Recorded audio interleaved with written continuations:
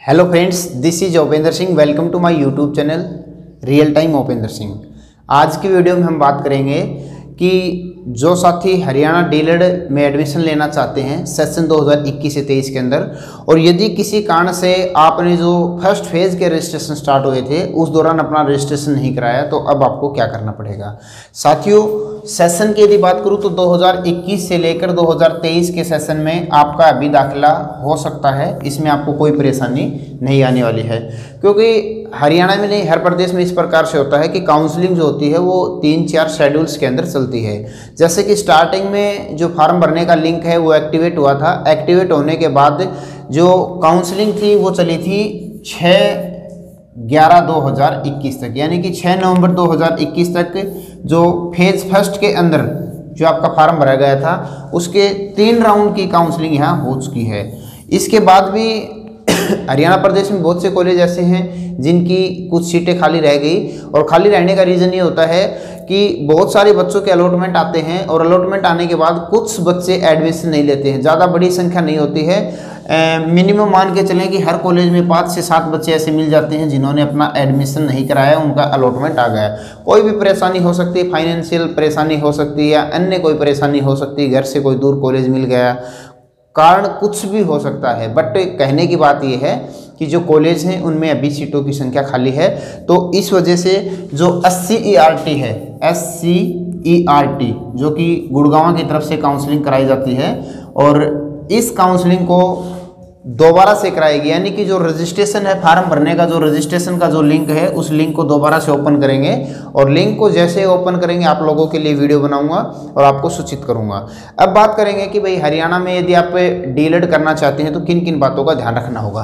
देखो, सबसे पहले तो मैं आपको बताना चाहूँगा 12th कक्षा में आप पास होने चाहिए और आपके 50% मार्क्स होने अति आवश्यक हैं। यदि आपके +2 में 50% मार्क्स नहीं हैं तो भी आप डीएलएड के लिए एलिजिबल नहीं रहेंगे। उसके बाद सेकंड कंडीशन है कि जो इंग्लिश सब्जेक्ट है उस सब्जेक्ट में आपको पास होना अति आवश्यक है। जिन बच्चों के पास इंग्लिश सब्जेक्ट नहीं मिलेगा वो बच्चे भी हरियाणा से डीएलएड नहीं कर सकते हैं। उसके बाद बच्चों का एक क्वेश्चन आता है कि सर डीएलएड करने के लिए एज का क्राइटेरिया क्या है। तो साथियों, एज का कोई क्राइटेरिया नहीं है, चाहे आपकी उम्र कितनी भी हो, 30 साल हो, 32 हो, 35 हो, 40 हो, आप हरियाणा से डीएलएड का कोर्स कर सकते हैं। आपको अपने स्टेट में केवल इस चीज़ को चेक करना है कि जब आपकी वैकेंसियाँ निकलेंगी तो उस वैकेंसी में कितनी एज के बच्चों को लिया जाएगा, ताकि आप उसके अंदर शामिल होकर अपना डीएलएड कंप्लीट करके और जो आगामी भर्ती होने वाली है उसके अंदर इंक्लूड हो पाएँ। उसके बाद एक इशू आता है कि सर क्या हमें रेगुलर क्लासेस अटेंड करनी पड़ेंगी या नहीं करनी पड़ेंगी। तो साथियों आपको बताना चाहूँगा, हरियाणा में ऐसे बहुत से कॉलेज हैं जो विदाउट यानी कि क्लास 10 किए बच्चों को डीएलएड का कोर्स करा देते हैं, और उसमें शर्त क्या होती है कि बच्चा एडमिशन लेके अपने घर पे बैठ के आसानी से पढ़ सकता है। एग्ज़ाम के दौरान आपको आना पड़ता है, प्रैक्टिकल्स के दौरान आना पड़ता है, और एक बीच में इंटर्नशिप होती है उसमें आना पड़ता है। बाकी रेगुलर क्लासेस का जो है आपको रिलैक्सेशन मिल जाता है, छूट मिल जाती है। उसके बाद हम बात करेंगे कि जो बच्चे अभी 2021 से 2023 के सेशन में अपना दाखिला लेंगे उनके एग्ज़ाम कब होंगे। सभी बच्चों का ये क्वेश्चन होता है कि सर हमारे एग्ज़ाम कब होंगे। तो साथियों देखो, हर बार ऐसे ही होता है कि जो एग्ज़ाम है वो जून और जुलाई के महीने में कंडक्ट यूनिवर्सिटी के द्वारा, बोर्ड के द्वारा कराए जाते हैं, और यदि कोविड ने परेशान नहीं किया तो जून के लास्ट वीक में, ठीक है, और जुलाई के फर्स्ट वीक में आपकी जो एग्ज़ाम्स की जो डेट्स हैं वो जारी कर दी जाती हैं। यानी कि जून के लास्ट वीक में और जुलाई के फर्स्ट वीक में आपके एग्ज़ाम्स की तिथि आ जाती हैं, और जुलाई के अंत तक हर हाल में आपके जो एग्ज़ाम हैं उनको समाप्त कर दिया जाता है। अब बहुत से साथी हैं जो उत्तराखंड से हैं, राजस्थान से हैं, दिल्ली से हैं, बिहार से हैं, झारखंड से हैं, उनका एक सबसे बड़ा क्वेश्चन होता है कि क्या सर हम आपके स्टेट यानी कि हरियाणा से डीएलएड का कोर्स करके आते हैं तो क्या हमारे स्टेट में उसको मान्यता दी जाएगी।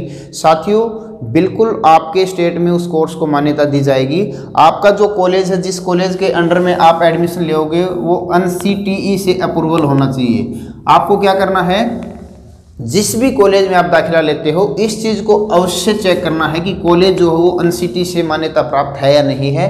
यदि कॉलेज आपका एनसीटी से मान्यता प्राप्त है और आपको डीएलएड का कोर्स कराता है तो आप बेहिचक होके अपना जो है कोर्स कर सकते हो। आपके स्टेट में जो भी भर्ती निकलेगी, जैसे कि उत्तराखंड स्टेट की बात करूं तो वहां प्राथमिक शिक्षक की जो भर्ती निकलती है उसमें सभी बच्चों को इंक्लूड किया जाता है। और 2021 के अंदर उत्तराखंड के अंदर जो फिलहाल भर्ती का रिजल्ट जारी किया गया है उसमें सैकड़ों की संख्या में, यानी कि काफ़ी सारे छात्र ऐसे हैं जिन्होंने हरियाणा से अपना डीएलएड का कोर्स किया है और वो इस भर्ती में शामिल हुए थे। उनका फाइनल लिस्ट में नाम आया है, वो सिलेक्शन लिस्ट में शामिल हो पाए हैं। इसी प्रकार राजस्थान के बच्चों के भी डाउट होते हैं कि सर क्या हरियाणा से हम बीएसटीसी का या एसटीसी का जो कोर्स है उसको करने के बाद क्या राजस्थान में हम रीट का एग्जाम दे पाएंगे?